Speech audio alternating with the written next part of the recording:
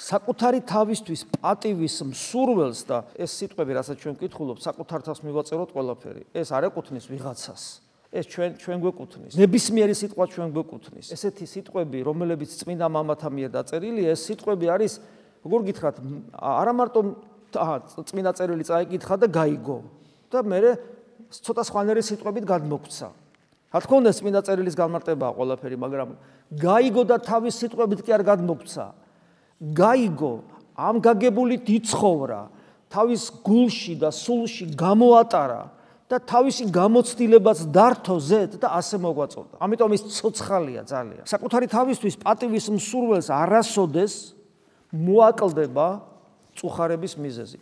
ხშირად ესეც ვამბობთ, ჩვენ ცხოვრებაში არსებული განსაცდელების უმთავრესი მიზეზი არის ჩვენი სიამაყე, პატივმოყვარეობა და ეგოიზმი. ეს არის ცალსახად, ეს როგორი დიაგნოზია, იცით, რომ თუ რო წარმოვიდგინოთ ადამიანი, ხო, რომელშიც დამარცხებულია სიამაყე, პატივმოყვარეობა და სიმდაბლით ცხოვრობს, შეიძლება ეთქოს, რომ მას შეიძლება განსაცდელები არასოდეს არ ქონდეს. და თუ ექნება იობის მსგავსად, ეს არის განსაკუთრებული შემთხვევა, რომ ღმერთის მსმენელი იობი ღმერთის მჭვრეტელი გახდა, რომ განსაკუთრებულ საფეხურზე აგიყვანოს უფალმა. ეს სხვა შემთხვევაა, აი მოწამეობრივი ღვაწლი რომ არსებობს.